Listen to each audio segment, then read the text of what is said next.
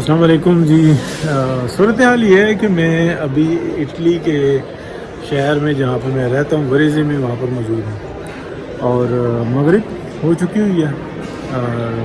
لوگوں کی آپ دیکھیں خوشیاں, چہل قدمی کیسی ہے. سنڈے ہے اور سنڈے کو انجوائے کیا جا رہا ہے. جبکہ پاکستان کے اندر کیا صورتحال ہے؟ پاکستان کے اندر یہ صورتحال ہے کہ لوگوں کو فکر پڑی ہوئی ہے کہ آنے والا وقت پتہ نہیں کیسا ہوگا, ڈی اسٹیبل نہ ہو جائے, معاملات خراب نہ ہو جائیں, اور اس طریقے کی صورتحال ہے. تو کیا یہ کوئی اور ٹھیک کرے گا؟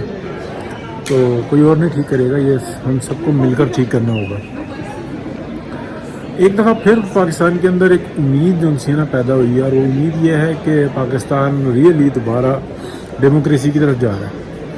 اس کے اندر منہ شگافیاں دیکھیں تو مختلف آپ کو گروپس کی نظر آتی ہیں. پاکستان کے اندر ایک فورس بنا دی گئی جن کو ہم یوتھیا کہتے ہیں یا سوچے سمجھے بغیر بات کرنے والا کہتے ہیں. وہ لگے پڑے ہیں کہ جناب ڈیل ہو گئی, ایسا ہو گیا اور ویسا ہو گیا اور اب پتہ نہیں کیا ہو جائے گا. تو اب بہتری کے چانسز ہیں اور ہم امید کریں گے کہ بہتری ہی ہو. لیکن کیا یہ خود بخود ہو جائے گا؟ تو یہ خود بخود نہیں ہوگا, بلکہ اس کے لیے ہمیں بڑی محنت کرنی پڑے گی. عوام کو جو انسانہ شعور جو انسانہ وہ اس کا مظاہرہ کرنا ہوگا. اور جس طریقے سے ہم دیکھتے ہیں کہ اچانک سے محمد علی مرزا صاحب, انجینئر محمد علی مرزا صاحب کافی عرصہ پہلے کی اسٹرگل کر رہے ہیں, لیکن اس وقت اگر ہم دیکھیں تو وہ بہت فرنٹ پر آئے ہیں.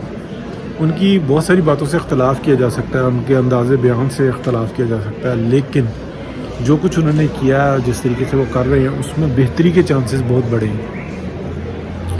انہوں نے جو مذہب کے نام پہ کاروبار کرنے والے لوگ تھے اور عقائد جو تھے ان کے اوپر ایک ایسی ضرب لگائی کہ وہ اس پورا سسٹم ہل کے رہ گیا. جبکہ اگر ہم پولیٹکس کے اندر دیکھیں تو ایسی ہی ایک ضرب جو نا میاں محمد نواز شریف نے لگائی تھی جب انہوں نے یہ کہا کہ میں ڈکٹیشن نہیں لوں گا, اور پھر ہم نے دیکھا کہ وہ بات کر کے اور درمیانہ راستہ اختیار کیا انہوں نے. پھر اس کے بعد ایک دفعہ ہم کہتے ہیں کہ انہوں نے یہی بات کی کہ جو کچھ ہے یہ پاکستان کے عوام کا ہے. اگر ہم پاکستان آج اسٹیبل ہو رہا ہے تو اس اسٹیبل ہونے میں پاکستان کے عوام کی قربانی ہے. اس لیے جو کچھ بھی بینیفٹس ہیں وہ پاکستان کے عوام کے ہیں. جو ضروریات ہیں وہ ڈپارٹمنٹس کی پوری ہونی چاہیے.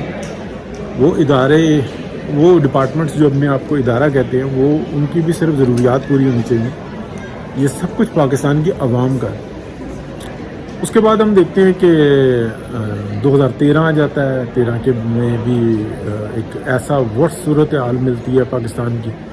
میاں نواز شریف اپنی پوری ٹیم کے ساتھ کوشش کرتے ہیں, اور اس ٹیم کی کوشش جو ہے نا اس کو آپ یہ کہہ سکتے ہیں کہ بڑی ایکسیلنٹ تھی, لیکن سازشیں اس کے ساتھ ہی شروع ہو گئی. 2014 سے ہم دیکھتے ہیں دھرنے اور معاملات, اور اس کے بعد پھر 2017 میں ایک ناجائز بھونڈے اور غلیظ گندے مشن کے اوپر بہت سارے لوگوں نے جو پاکستان کی سپریم کورٹ کی ججز کی سیٹوں پر بیٹھے ہوئے تھے, غلیظ لوگ اور بڑے بڑے ڈپارٹمنٹس میں اور بڑی اہم سیٹوں کے اوپر تھے, ان لوگوں نے یہ سازش کی اور اربوں ڈالر کمائے اور پاکستان کی دشمنوں کو بینیفٹ دیا کہ پاکستان کو کمزور کر کے پاکستان کے عوام کو مفلوج کر کے رکھ دیا. اگر بہت بڑے بڑے کوئی 10,000 میزائل بھی پاکستان پہ پھینکے جاتے تو اتنا نقصان نہ ہوتا جتنا ہمیں اس باجوہ ڈاکٹرائن سے نظر آیا. لیکن اس کے باوجود ہم دیکھتے ہیں کہ ایک دفعہ پھر میاں نواز شریف راضی ہو گئے کہ ٹھیک ہے میں آگے بڑھتا ہوں. اور میں ایگزیکٹلی اس کی ڈیٹس وغیرہ بتا چکا ہوں کہ وہ کس طریقے سے, کیا وقت تھا, کیا صورتحال تھی, کیا انفارمیشن تھی کہ یہ سب کچھ کرنا پڑا. تو یہ چیز جو ان سے نا بڑی ہمیں اہمیت کی حامل ہے. لیکن پاکستان کی عوام کو کیا آرام سے بیٹھنا ہوگا؟ ایسا ممکن نہیں ہے. پاکستان کی عوام کو اپنا کردار ادا کرنا ہوگا اور نظر رکھنی ہوگی اس دفعہ بالخصوص کہ وہ ڈپارٹمنٹس کے اندر لوگ یا وہ مافیا یا وہ گروہ جو ہر دفعہ جب فصل لگ جاتی ہے یعنی کہ پاکستان بہتر ہونے لگتا ہے وہ کرپشن لوٹ مار پاکستان بچاؤ کے لیے کے نام پہ یلغار کرتے ہیں اور پاکستان کا بیڑا غرق کر کے رکھ دیتے ہیں، جو اس وقت میں ہوا ہے. اور پھر اس کی جو بی ٹیم ہوتی ہے وہ سامنے آ جاتی ہے کہ جی کسی کو کوئی بخشا نہیں جائے گا، یہ ہمارا 9/11 ہو گیا، لہٰذا جو انسان ہم کسی کو نہیں بخشیں گے. اور وہ اپنے سارے بندوں کو بخش بچا کے اور نہاتے دھوتے اور مظلوم بن کے ایک سائڈ پہ بیٹھ گئے ہیں. تو یہ سازشیں کیا سیاسی لوگوں کو نظر نہیں آ رہی، یہ تو اب ہم کو بھی نظر آ رہی ہیں. اور اگر جو ہوا ہے ایسا تو پھر آپ انکوائری کر کے بتائیں کہ سب سے پہلے تو یہ جو 9 مئی ہے پاکستان کی انٹیلیجنس ایجنسیاں کہاں سو رہی تھیں کہ ایک ایسی پارٹی جو کہ پاکستان کی اسٹیبلشمنٹ پہ پہلے ہی وہ جلغار کیے ہوئے ہے، کتا بلا کر رہی ہے، جانور کہہ رہی ہے اور ہر طرح کا نقصان پہنچانے کے لیے، اور وہ پھر 3000 سے زیادہ بندوں کو میسج بھیج کر وہ ایک جلغار کر دیتے ہیں. تو کہاں سو رہے تھے؟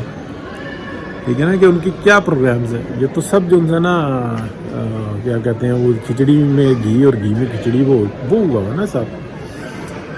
تو میاں نواز شریف اس دفعہ پھر جو ہے نا ایک دفعہ آگے بڑھے ہیں اور یہ وقت کا تقاضا ہے. اور اس دفعہ میرا خیال ہے کہ ان کا تجربہ ہے، وہ اس تجربے پہ جو ہے نا وہ کام کریں گے اور پوری ٹیم کو ان کے بھاگنا ہوگا، بھاگ دوڑ کرنی ہوگی، تو تبھی معاملات بہتر ہو سکیں گے. اچھا، 16 ماہ کی جو پی ایم ایل این کی حکومت ہے نا، میں اس کے اوپر ایک ذرا سا بات کر کے اور بات کو ختم کروں گا کہ ایک بات ثابت ہوئی کہ اگر جتنی مرضی اچھی ٹیم ہو، کپتان اچھا نہ ہو، تو معاملات کا رزلٹ جو ہے نا ایسے ہی نکلتا ہے جیسے 16 ماہ کی پی ایم ایل این کی گورنمنٹ میں نکلا.